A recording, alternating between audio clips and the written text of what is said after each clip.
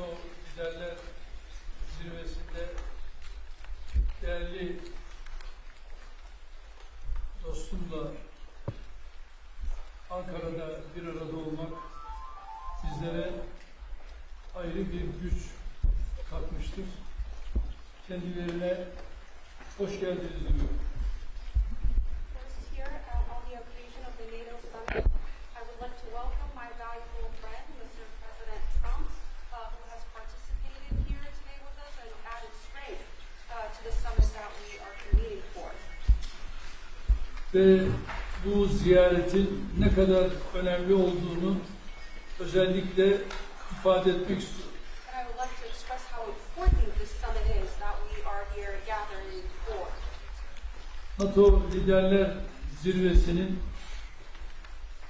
bugün Ankara'da yapılıyor olması ve tüm liderlerin şu anda ülkemizde bir araya gelmesi, yarın değerli dostum Sayın Trump'la birlikte olması bizlere ayrı bir güç katacaktır.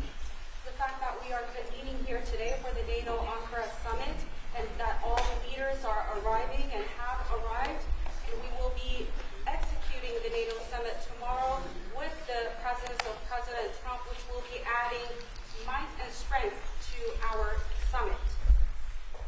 Kendilerine tekrar hoş geldiniz diyorum. Once again, I would like to say welcome, Mr. President. Well, I want to thank you very much. As everybody knows, it's been very much reported. We are great friends. The President has done an incredible job. Just landing at the airport, to see such a beautiful airport, and to have a building named after me. I was very happy about that. That was very nice. The airport is absolutely beautiful. The roads coming in were brand new and beautiful. And you've been a great leader and a respected leader all over the world. And we really do. We've had right from the beginning good chemistry. We've had a very special relationship. Turkey has become, under the president, a very powerful country militarily. People don't know how powerful, actually. And they have a lot of our equipment, and they have a lot of great soldiers, and they're really somebody to be reckoned with. And the nice part is that because of the relationship that we have, it's all gone very well. I just want to say that I have a lot of respect for the president, and I think it's really to the benefit of both countries. We're going to be talking today about trade. We're going to be talking about other things having to do with the military, lots of different things. Probably we'll mention Iran, where we have essentially decimated their military. They cannot have a nuclear weapon. And we're going to have some very good discussions. But we do a lot of trade with Turkey. We make great things and they make great things, and we've had it's had a very big impact on both of our countries. So I just want to tell you that it's an honor to be with you, and we're going to have a lot of good meetings. We're going to have good dinners, good food. We're going to have a good time, but mostly we're going to have a lot of work, and we're going to do good things for our countries. Thank you very much, Mr. President. Thank you. Sayın Cumhurbaşkanım, tamamına kadar geldiğiniz çok teşekkür ediyorum.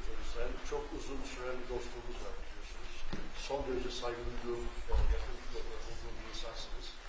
Buradaki buluşmalarımızda, görüşmelerimizde 3 konudan bahsedeceğiz. Askeri, ticari ve bir de İran konusundan bahsedeceğiz. Gerçekten çok güçlüsünüz.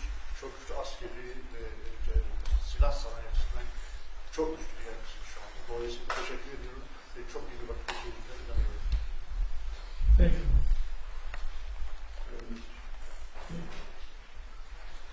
Mr. President, are you going to sell F-35s to Turkey, and what about the legal restrictions? It's a decision we're going to make. We have a very good relationship. I would think that many people, I can tell you, many people, including the people sitting right here, thinks, why wouldn't we do that? We have a better relationship with Turkey, and Turkey has been in many ways much more loyal than other countries that we think would be loyal. So yeah, something certainly we would consider. It's a great plane. It's the best, currently the best plane by far. And it's certainly something we will consider. Yeah. Mr. President, sir. On the S-400. Yes, Daniel? Mr. President, sir, you said, I think it was last week or 2 weeks ago, that President Erdogan was a big reason you wanted to come to the summit here. What has made your relationship with him so special, in your own words, and what do you broadly hope to achieve here at the You summit? never know why a relationship is special. Some people you get along with, and some people you don't. Sometimes you get along with the toughest people, like him, and sometimes you don't get along with the weakest, most pathetic people. You just don't get along. Maybe you don't respect them, but from the day we met, we got along. We had a pastor, so I remember his name was Pastor Brunson, and it was a very big thing, and it was very traumatic. He was sentenced to a long-term prison sentence, and I felt he was innocent, and I called, other people called, they got nowhere. I called the president, and he released him immediately. It was something that the evangelical community will never forget. And he was a good man, Pastor Brunson. So, just things like that, we just it's always worked out. And I think it's been from the very beginning, from the first moment. I said it before, it's a chemistry that works between us. There were those that I don't have a good chemistry with, I will tell you that. And we worked that out too. Mr. President, are further troop drawdowns in Europe likely? Are you likely to announce further troop drawdowns in Europe? Say it? Are further troop drawdowns in Europe likely? And are you satisfied with the progress that NATO allies have Well, made? we're going to see. I was very disappointed with NATO.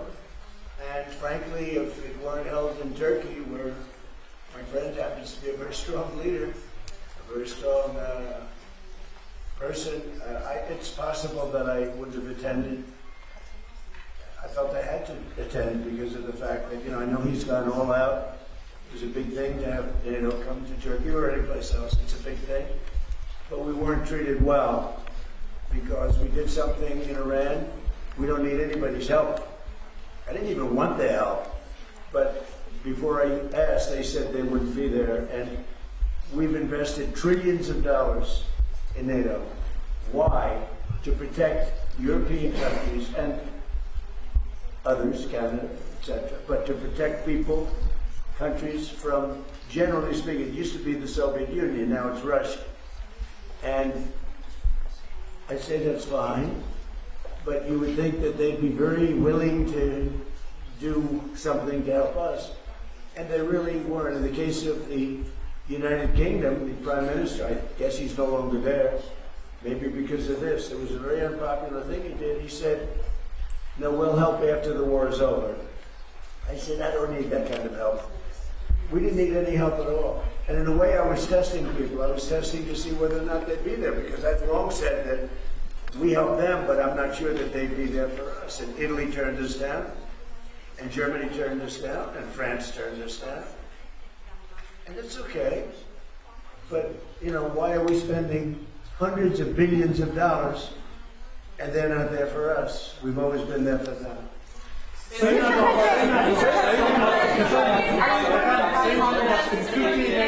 Türkiye ile Suriye arasında Türkiye'de... Sayın Cumhurbaşkanım, bir saniye.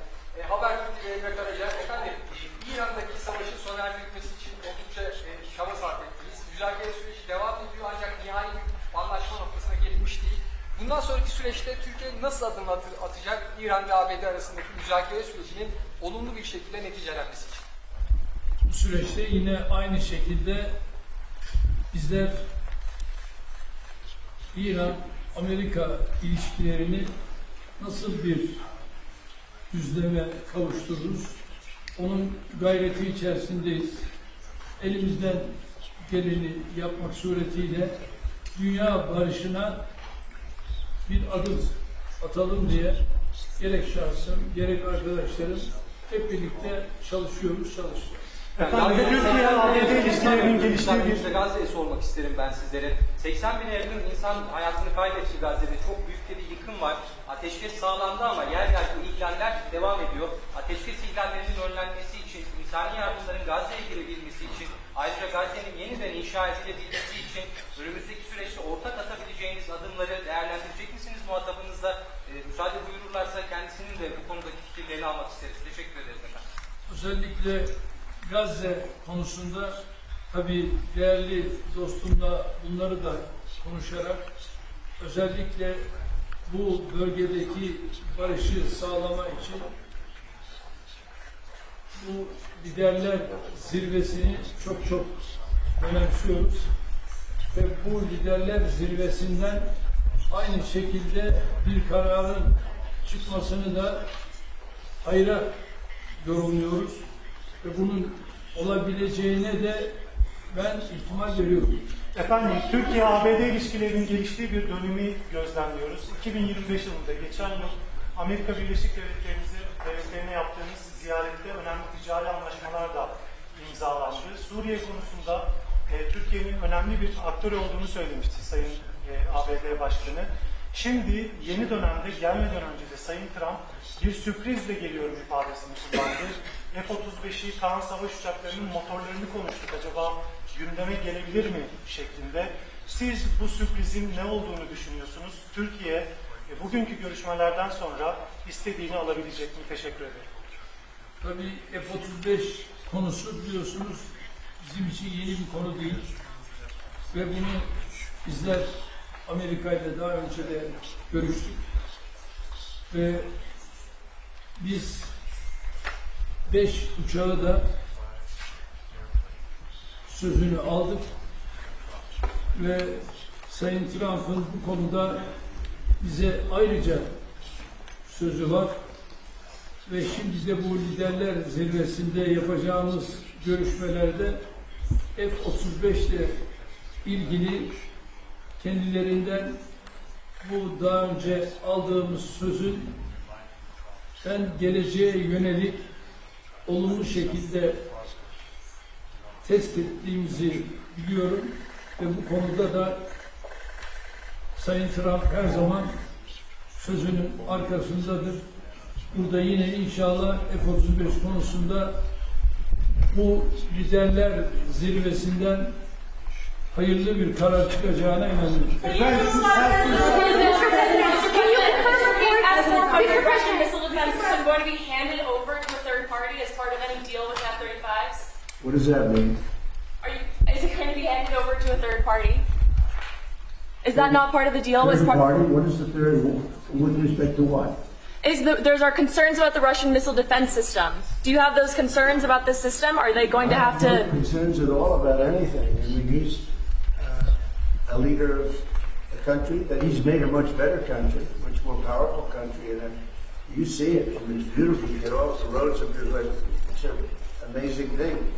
Now, I have no concerns about anything having to do with Turkey. The relationship, I would say the relationship with Turkey right now is better probably than it's ever been. It was good in my first 4 years, but I think now it's probably even better than that, if that's possible. Mr. President, so U.S. military and Turkish military constitute a really strong and large military base for NATO. Are we expecting further defense cooperation out of this bilateral meeting, out of this NATO summit here in Ankara? Well, we're going to find out when I go there. We're going to find out. We're going to be having meetings. I'm very friendly with many of the leaders. Some of them are new. We don't know them. I've been doing this for now sort of a long time. If you count the 4 years when we had a rigged election, I was very much into politics then too. But I spent the first 4 years. I spent 4 years in a little different state, and then we've had an amazing, probably the best year maybe ever had by an American president. When you look at the economy, we have the greatest economy we've ever had. We have $19 trillion, $19.2 trillion to be exact, being invested in the United States. That's 7 or 8 times more than it's ever. It's a world record, not just a U.S. record. And I just read where, in fact, coming over, I was in the car with those beautiful horses, those great riders, those great soldiers, and it came over the wires that Toyota is moving out of Mexico into the United States and building one of the biggest truck and car plants ever built. And it's amazing. That's what tariffs do, properly used. And so we've never had a more exceptional economy or potential economy. There's never been anything like it. Under the last administration, they did much less than $1 trillion of investment coming in. And we're at 19.2 trillion in actually the first 12 months, because that's where it's, really, so they're a year and a half, so that number is now substantially higher. But 19.2 trillion, Scott, for a period of 12 months, nobody's ever seen anything like that. So we have by far the greatest economy. We have more jobs right now in the United States than ever before. And we have a great relationship with some countries on trade, and Turkey happens to be one of them. Sayın Cumhurbaşkanı, siz her fırsatta dünya 5'ten büyüktür, daha adil bir dünya mümkündür diyorsunuz. Bugün konuğunuz Sayın Trump, ABD Başkanı, onun da zaman zaman küresel sistemin mevcut durumuna ilişkin eleştirilerini biliyoruz. NATO'nun iki en büyük askeri gücü olarak bu noktada, bu eleştiriler doğrultusunda ortak bir adım, ortak bir girişimde bulunması önümüzdeki süreçte söz konusu olabilir mi? NATO'da iki önemli ülke olarak gerek Amerika gerekse Türkiye, bizler bu liderler zirvesinden de dayanışma içerisinde güçlü bir çıkışı sağlayacağız ve bunu da başaracağımıza inanıyoruz. Sayın Cumhurbaşkanı, 24 muhabiri Yağmur Yıldız, Rusya-Ukrayna savaşı konusunda savaşın başından bu yana ara buluculuk tesis ettiğiniz iki ülkenin Dışişleri Bakanlarını Antalya Diplomasi Forumu'nda bir araya getirdiniz. İstanbul'da çok önemli müzakereler yürüttünüz. Bu zirve kapsamında da Sayın Trump'ın Sayın Zelenski ile görüştüğünü biliyoruz. Nihai aşama olarak hangi noktadayız? Savaşın sonlanması konusundaki Trump'la ilişkin değerlendirmeniz nedir? Teşekkürler.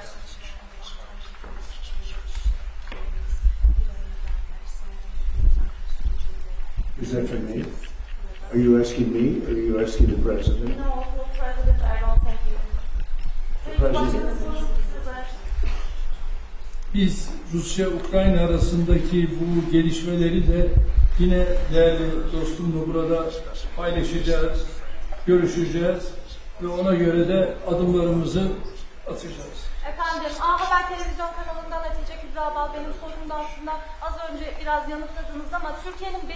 nesil uçağı Kaan motorları için F-110 motorlarından söz edeceğiz. Aynı zamanda kasa yaptırımları ve bu bağlamda da F-35 alımı ile ilgili aslında bu görüşmeden bir sonuç bekleyebilir miyiz? Onu merak ediyorum.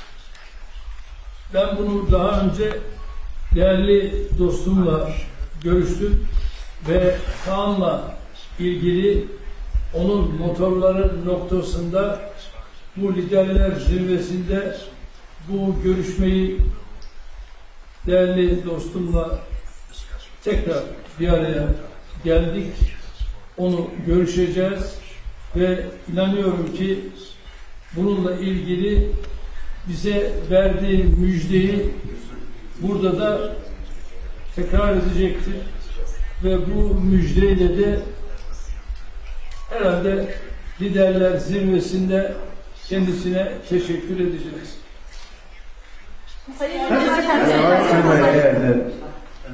Turkey bought planes. It's the best plane, but they bought planes from the United States. And when you buy a plane from the United States, if there's engine rehab and other things that are done to engines, there's various things that happen, including just maintenance. I think we have an obligation to maintain engines and help them maintain engines. When you buy a plane from us, what are we going to say? You're buying a plane if the engine needs work or if the engine has to be rehabilitated or even upgraded somewhat, but I think we have an obligation to do it. What are you going to do? Say, I'm not going to do that? Look, Turkey's been, I know, a lot of people don't agree, although I think with time they're starting to agree. Turkey has been a great ally for us. Turkey could have gone on the side. They know Iran very well, and they know the problems with Iran. But they've been very instrumental, along with a couple of other countries, of helping. They could have gotten into the fight. And I hear some people saying about their relationship with Israel. They could have gotten into the fight. They're a very powerful military nation. They didn't do that. Maybe they didn't do that because of me, but they could have gotten into the fight on the other side. They are a nation that's been very, very good, and I can speak for myself as president. They've been extraordinary in many ways with respect to our relationship, including trying to end the war with Iran, or whatever you call it. It's not even a war, it's a military operation. It's a denuclearization. That's really what it is, of Iran, because I don't think he wants to see them have a nuclear weapon either. I'm pretty sure of that. In fact, I'm totally sure of that. So, but when they buy a product from us, whether it's a plane or anything else, when it's time for maintenance, I think don't we have an obligation to help them? What are we going to do? Say we're not going to let you use the product that you spent a lot of money in buying?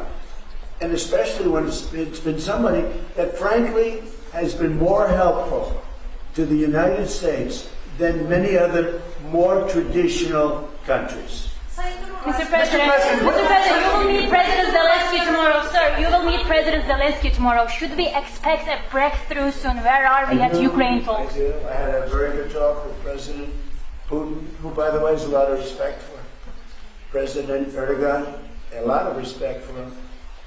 We had a long talk yesterday. It lasted a long time. And I also spoke with President Zelensky right after that. I think they both want to make a deal. It's too bad it took so long, but I think there's going to be, something's going to come out, and the president's also helping us with that, but I think there's something, I settled 8 wars, and I think we're going to be settling a 9th. It doesn't seem likely now, but sometimes with war, I see when it's least likely, that's when it happens. I had a very good talk with President Putin. I had a very good talk with, I would say as a combination, a lot of times I'd do well with Putin and Zelensky would be a problem, or vice versa. Zelensky would be great, and Putin would be. They both want to get it settled now. More than that, that's all I do in my life is deals. I know deals. And I think I think we're going to get it settled. Hopefully soon. Last month, 35,000, mostly soldiers, died. The month before that, it was 24,000. The month before that, it was 27,000. And the month before that, it was 29,000. But last month, it was 35,000 young soldiers, mostly soldiers, died. And that's crazy. Sayın Cumhurbaşkanım, savunma sanayi işbirliklerinden bahsediyoruz ancak savunma sanayi işbirliğimizi sürdürebilmemiz için Amerika'nın katsa yaptırımlarını da kaldırmış olması gerekiyor. Sayın Büyükelçi Barak burada. Kendisinin bu konuda aslında mesajları da oldu geçtiğimiz aylarda. Sayın Başkanım da bu konuda olumlu düşündüğünü biliyoruz. Hem ticaret hacmi hedefine ulaşmak hem de NATO zirvesinde burada Sayın Trump gelmeden önce de açıkladılar. Aslında Türkiye'nin hattıyla zirveye katıldığını da açıkladılar ama aynı zamanda katsa yaptırımlarının Türkiye'ye uygulanıyor olmasında bir tezat olduğu düşünülüyor. Bu noktada, bu görüşmede artık somut bir netice alınabilir mi? Ayrıca siz bunu gündeme taşıyacaksınızdır. Muhtemelen Sayın Başkan'ın da bu konudaki düşüncelerini de alabilirsem mutlu olurum. Teşekkür ediyorum. I can tell you, we're going to be taking the sanctions off. Okay? I don't want him to waste his time answering that question because we're working very closely with Marco Rubio, very famous man, great Secretary of State, and with Scott Bessent, and with Pete and everybody else. We're going to be taking the sanctions off. It's time to do that. Okay? Mr. President, you said that We don't want to sanction friends. It's very simple. There's plenty of people we can sanction, and we are sanctioned. We don't want to sanction friends. And because of the president, we have a very good relationship with the new leader of Syria, and he's done an amazing job. In a year and a half, he's pulled the whole country together. And I have a very great relationship with him. And somebody said, well, he's pretty rough to put him there. I approved him along with the president. We were the two that really wanted him. And he's done a great job. He's done a great job. He's pulled it together. Not an easy job. Mr. President, can you clarify what you meant with your social media post yesterday with respect to Prime Minister Maloney? That True Social post with the restraining order? Oh, I don't know. I think she's a nice person, actually. We had a bad relationship, but it became a little bad because she refused to help us. Again, I didn't put a heavy press on her. but she refused to get involved with the Hormuz Strait, or you could also say just Iran. She refused to get involved. So it soured my relationship with her a little bit. But I like her. I think she's a nice person, actually. But I think she made a mistake. You know, they get a lot of their oil from. We don't get any of it. We have a lot of oil. The United States has more oil than anybody. And when you add Venezuela to it, it's like we have far more oil than anybody. We don't need the straits. We do this because we think it's an important thing to do. But she just wasn't there for us. And I wasn't happy about that. You can imagine, I wasn't happy about that. Mr. President, you seem to express optimism that a deal between Russia and Ukraine is close. Why do you think that? What conditions have changed? Did Putin seem... About with what? Russia-Ukraine. Did Putin seem open to any concessions that he had? Never changed. I just don't want him killing people. You know, it doesn't affect the United States. When Biden was here, he gave them hundreds of billions of dollars worth of equipment. Now I sell the equipment for, you know, fair price, full price. And I sell it not to Ukraine, I sell it to the European Union. They pay us. But with me, it's not anything to do other than I'd like to save lives. You have 25, 35, 30. One time I hit 41,000 a month souls. They're dead. They leave their mother in Ukraine. They leave their mother and father in Russia, Ukraine. They wave goodbye. And a week later, they're dead. It's crazy. And I would like to see, it doesn't affect us. It's really, you know, it's far away. It affects Europe much more. We're there to help Europe. But it doesn't affect the United States. We have an ocean in between. But, you know, it's just, I can't stand watching what's happening. I've seen the pictures of those battlefields, and it's a drone war. It's a war of drones. It's a whole new technology. And we're actually the leader in drones now. We have the most sophisticated drones, but people wouldn't believe how violent it is. And I've seen the battlefields. They send me pictures. I actually want to say, don't send them to me. Pete, this man right here, sends me pictures. Pete X said. And I said, Pete, you know what? Doesn't help to look. I've never seen anything like it. It's carnage. And it should stop. Did Putin seem open to any concessions? Did Putin seem open to any concessions to end the war? Did Putin seem open to any concessions to end the war in your call with him? We get along very well with both, and we're going to get it settled. And President Erdogan is helping us get it settled, as he's helping with Iran.